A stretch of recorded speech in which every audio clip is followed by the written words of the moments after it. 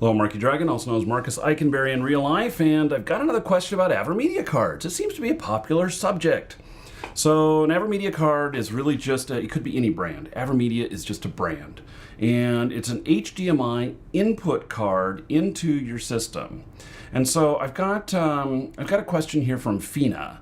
And Fina says, hello Marky, I'd like to know how you did your stream machine setup. And in fact, there is a video coming up a little later showing my stream machine setup, but not until I get all the bugs worked out. Once I have it all working perfectly, I'll do a nice video on it showing how it's all set up, and so that you could replicate the whole setup if you wanted to, if you're insane enough to, really. And so he says, for the dual stream machine, the dual machine streaming, a tongue twister. Do you need an AVerMedia card? And the answer is most likely. I know that's not a yes or a no, but here's the deal: is that in the stream machine, you got to have video inputs, and there's a couple of ways you can do it. There are cards that have just the DVI connector, which is the white connector that you connect to your out from your machine to your monitor. But and that works fine.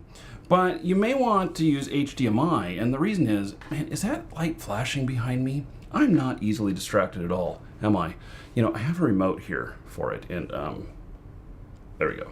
Okay, I don't like it flashing.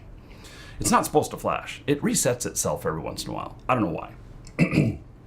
Anyway, so you need a couple of things going into your stream machine. You need the video and you need the audio. Okay, so if you have just a DVI connector and you put it DVI into the machine, which you can get cards that are just like a video card capture card. So you would go out from your computer, DVI cable into the other one, and then it would have another connector on it to go up to your monitor, so it actually passes through the other machine. And that's all fine and dandy, except that doesn't have any audio. You need sound. And there's one really big thing that you have to pay attention to when you're transferring audio from one computer to another. And that is, you want it to be digital unless you have power conditioners. Oh my God, what the hell is a power conditioner? Well, let me tell you. So a power conditioner is, it's an isolation type device that you plug into the wall, and then you plug your devices into it. And what it does is it takes noise that's in the power lines and filters it out. Now, why would you need that? Well, I don't have one of the cables. Actually, I do. Here, let me grab one. I have one of these cables right here.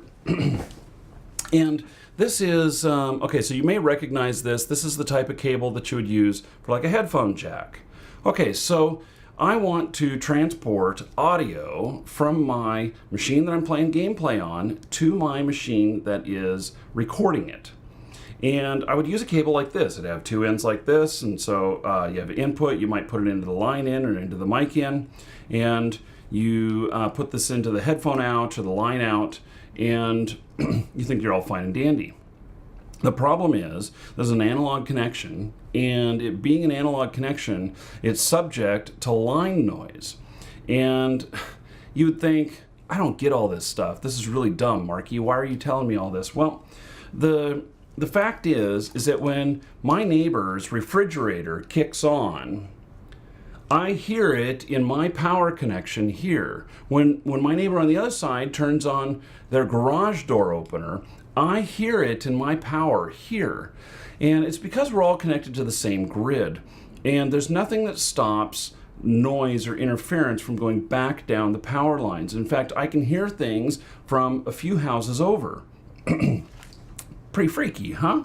Well, it's true, and so you use this isolator to stop that from happening. Now, so I just bought two isolators. They're about $50 each, and I may do another video on them. That's just a separate video all about what they are and why you use them. But I will include a link in the description here.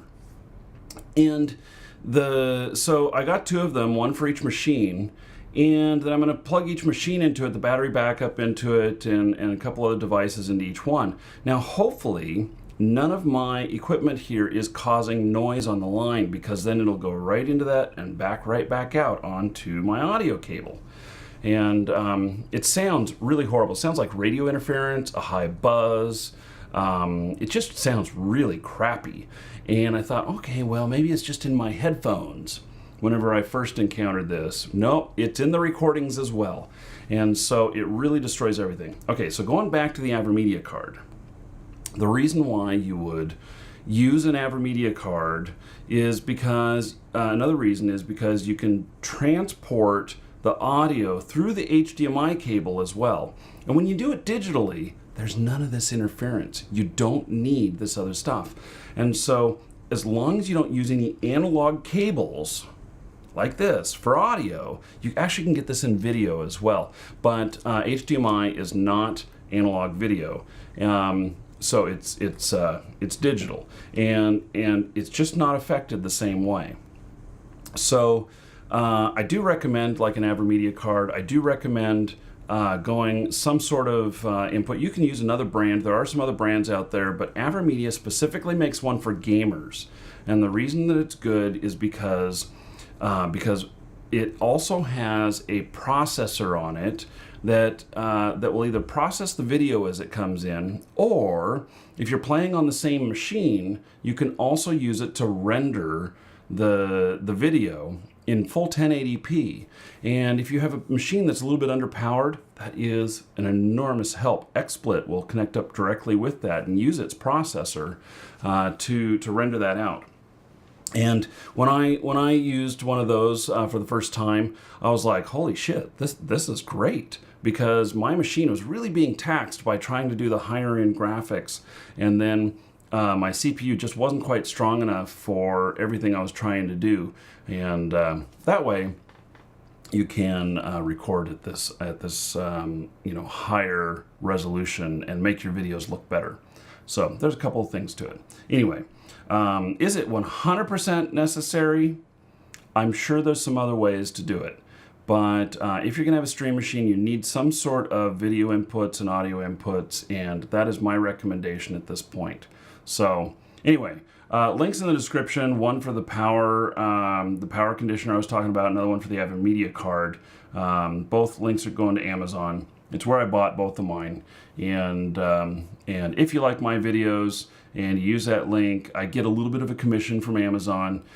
So just know that, type it in manually if you don't want to give me a commission or whatnot. But if you're buying it there anyway, or anything else, use the link below, and it helps support the creation of these videos. I'm Marky Dragon. Take care.